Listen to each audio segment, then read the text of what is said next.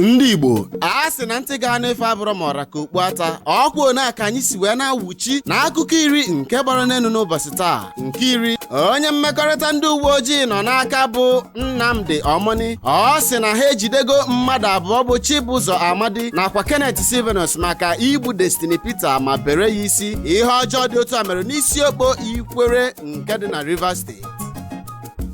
Nke itoolu, onye isi nchụaja Omega Fire Ministries bụ Apostle Johnson Suleman o buola amụma na Chineke na-ekpupegoro ya na mgbe na-adịghị anya ọtụtụ ndị terọrist ahụ na-agbagbu ndị mmadụ n'obodo anyị bụ Naijiria ga-amalite na-ezisa ozi ọma nke Chineke wee na-agọ ndị mmadụ.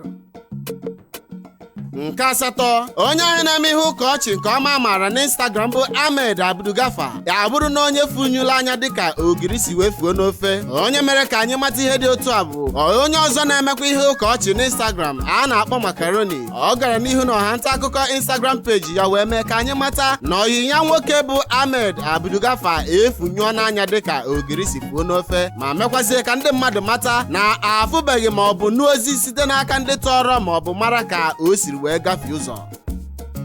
Nke asaa, nwatakịrị nwoke ahụ gbara afọ 5 furu efu na amaokwu nke dị n'afọ Igbo Local Government n'ime Ebonyi steeti ka ndị tọrọ ya bụ nwatakịrị gburu ma tọgbuo ozu ya n'ụsọ akụkụ ọhịa. Ihe ọjọọ dị otu a mere na Ebonyi steeti ma mgbe ndị uwe ojii gbakọrọ ebe a tọgbọrọ ya bụ ozu nwatakịrị, ha mere ka ndị nta akụkọ anyị mata na ahụbeghị ma ọ bụ mara ndị kpara ajọ agwa dị otu a.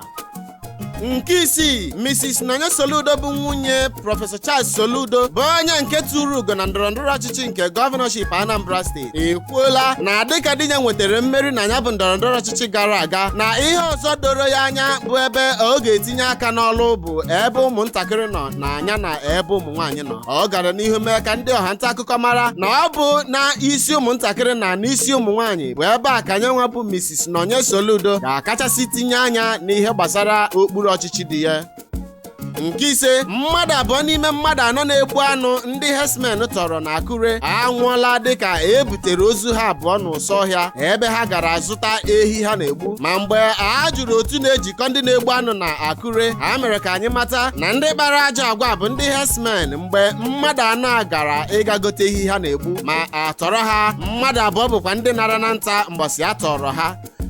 Nke anọ, Gọvanọ Hope Uzodimma ekwuola na ọchịchị ya ekeela ji n'ume dịka ha malitegoro ibu agha wee megide ọgwụ ike kachasị nke a na-akpọ mkpụrụ mmiri wee nyere ebe ndị ikoro na ụmụ agbọghọbịa nọ n'ime Imo steeti. Ọ gara n'ihu mee ka ọha na eze mata nke a mgbe ọtụtụ obodo malitegori ibu agha wee megide ya bụ ọgwụ ike nke na-ebibi ndụ ikoro na ndị nke ụmụ agbọghọbịa. Ọ bụ mgbe a ka ọ nọzi wee kwue na gọọmenti Imo steeti a sorogo wee kee ji n'ume n'ihi ibu ya bụ agha.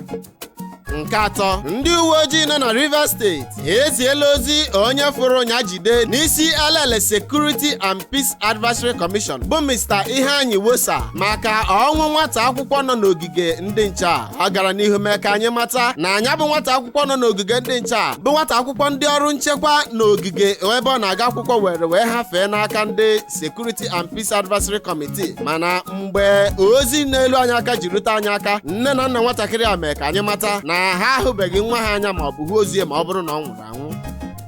Nke abụọ, o mebere ma chi ekweghị onye ụta atakwana ya. Nke a bụ maka otu nwoke ọkụ waya eletrik hụchara ka na-ahụcha ewu ekeresimesi. Ozi ọjọọ dị otu a bịara mgbe nwoke a ligoro enu poolu ije tọpụ nnụnụ nọ n'enu ya bụ eletrik poolu. Ọ bụ mgbe a ka o jiri jee mekanye waya ọkụ eletrik aka o wee dọgbuo ya bụ nwoke n'enu eletrik poolu.